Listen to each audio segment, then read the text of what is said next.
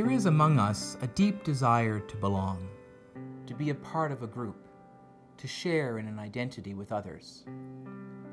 And we will go far to fulfill that desire, even if the path is fraught with trouble. It is said that the alarming rise of gangs stems in part from this desire to belong, to share things in common. We all come from families, whatever they may look like, and many of us have families or belong to communities such as religious communities that have echoes of family life, or we have friends that we consider like family. Indeed, there is much debate in society today about what constitutes a family, with strong feelings and opinions on all sides of that debate. Family is a powerful reality and a potent symbol for us. We know very little about Jesus' family from Scripture, except that Mary was his mother and Joseph his adoptive father. In Matthew's Gospel, chapter 12, Jesus speaks of his mother and his brothers. They are outside, and Jesus is told that they are waiting for him. Then he asks, "Who is my mother, and who are my brothers?"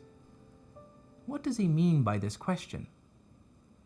As Catholics, we are taught that Jesus was the only child of Mary.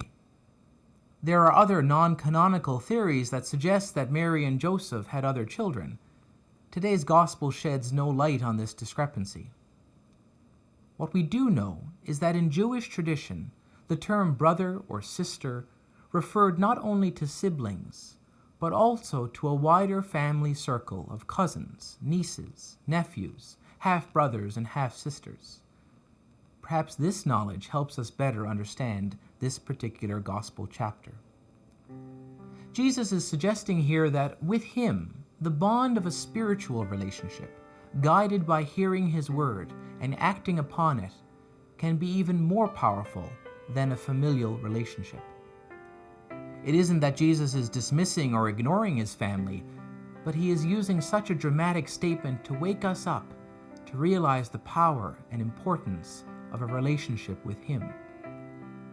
By trying to do God's will, we become closer to Jesus. Jesus looks upon us with the same depth of love and affection as if we were mother, brother, or sister.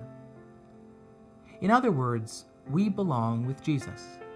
As disciples of Jesus, as brothers and sisters in faith, we belong to him and to one another. This leads us to reflect on two questions. As individuals, what does it mean that in Jesus' eyes, I am like a mother, brother, a sister to him when I do his will? And as a parish family, a community of faith, how do we together do Jesus' will?